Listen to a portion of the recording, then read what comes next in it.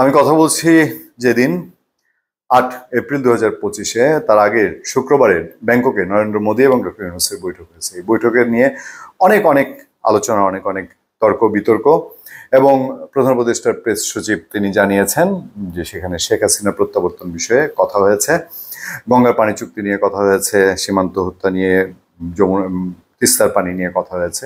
যদিও ভারতের সংবাদ মাধ্যমের বক্তব্য এবং বাংলাদেশের বক্তব্য সম্পূর্ণ আলাদা।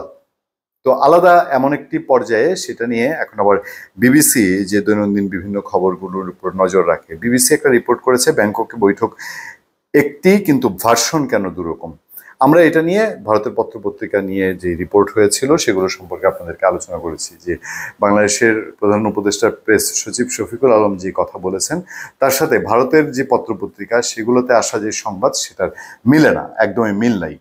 তো কি হয়েছে ঘটনা, বিবিসি কি বলছে চলুন একটু নজর দিই।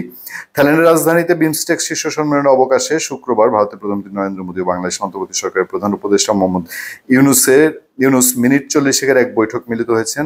ফ্যাক্ট বা ঘটনা বলতে এটুকুই, যা নিয়ে কোনো বিতর্কের অবকাশ নেই, কিন্তু এরপর বাদবাকি প্রায় পুরোটাই বিতর্কে মোড়া।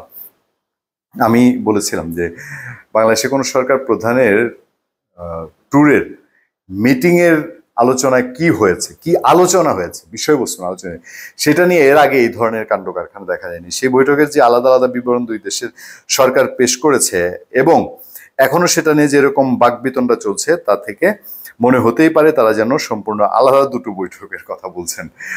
খুব ইন্টারেস্টিং বিষয়টা। এবং বাংলাদেশ প্রধান উপদেষ্টা প্রেস সচিব আজকেও জানিয়েছেন যে শেখ হাসিনার প্রত্যাবর্তন বিষয়ে ভারতের সাথে আলোচনা শুরু হবে। বৈঠকে কি কি আলোচনা হয়েছে তা নিয়ে যেরকম দুপক্ষ সম্পূর্ণ আলাদা বিষয়ের কথা জানাচ্ছে, তেমনি দুই নেতার কথাবার্তাও সম্পূর্ণ ভিন্ন ব্যাখ্যা পাওয়া যাচ্ছে দুই সরকারের মুখপাত্রদের কাছ থেকে। বাংলাদেশের পক্ষ থেকে ব্যাংককের এই বৈঠকে ইউনূস সরকারের একটি বড় কূটনৈতিক সাফল্য হিসেবে তুলে ধরা হচ্ছে বলা যেতে পারে। নরেন্দ্র মোদীকে যে শেষ পর্যন্ত বৈঠকে বসাতে রাজি করানো গেছে এবং বাংলাদেশের ইস্যুগুলো সরাসরি তার সামনে তুলে ধরা গেছে, এটাকে তারা রাজনীতির বড় অর্জন হিসেবেই দেখছেন। একটি তৃতীয় দেশের মধ্যস্থতা, একটা তৃতীয় দেশ সুপারিশ করেছে, ভারতীয় হাই কমিশন বাংলাদেশে যেটি আছে তারাও বলেছিল। হ্যাঁ, এটা স্বীকার করতে হবে যে বৈঠকটা যে হয়েছে শেষ পর্যন্ত ইজ্জত রক্ষা। অন্যদিকে ভারতের অবস্থান যেন অনেকটাই রক্ষণাত্মক। বাংলাদেশে যে সরকারের বিরুদ্ধে তারা হিন্দুদের সুরক্ষা দিতে ব্যর্থ হওয়ার লাগাতার অভিযোগ করে আসছে, তাদের সঙ্গেই প্রধানমন্ত্রী মোদী কেন বিদেশের মাটিতে গিয়ে দেখা করলেন, দিল্লিকে এখন দেশের ভেতরে এই ব্যাখ্যা দিতে হচ্ছে।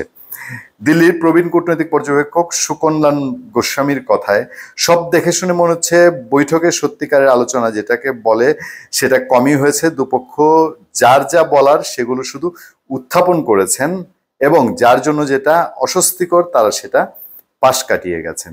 মোদ্দা কথা এটুকুই, আমরাও আর আগ বাড়াতে চাই না। সুতরাং আমি মনে করি দিল্লি ও ঢাকা দুপক্ষের জন্য এটা ছিল প্রধানত চেকবক্সে টিক দেওয়ার এক্সারসাইজ। এটা তুলেছি, ওটা বলেছি, ব্যাস।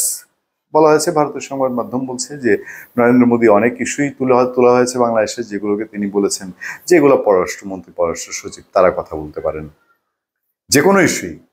তো ইস্যুগুলো উত্থাপন হয়েছে। এখন কাজের কাজ কি হয়েছে, এইটার সূত্র ধরে আরো মিটিং হবে কিনা, আরো যোগাযোগ হবে কিনা, বা সাধারণত এসব মিটিং এর পরে হয় যে হ্যাঁ পররাষ্ট্র সচিব, পররাষ্ট্রমন্ত্রী দুই পক্ষের তারা কথাবার্তা বলেন, চিঠি চালচালি হয়, ডেভেলপমেন্ট থাকেন, আমরা লক্ষ্য রাখবো সেরকম কিছু হয় কিনা। ধন্যবাদ সবাইকে, ভালো থাকবেন, সুস্থ থাকবেন, আবার দেখা হবে, কথা হবে।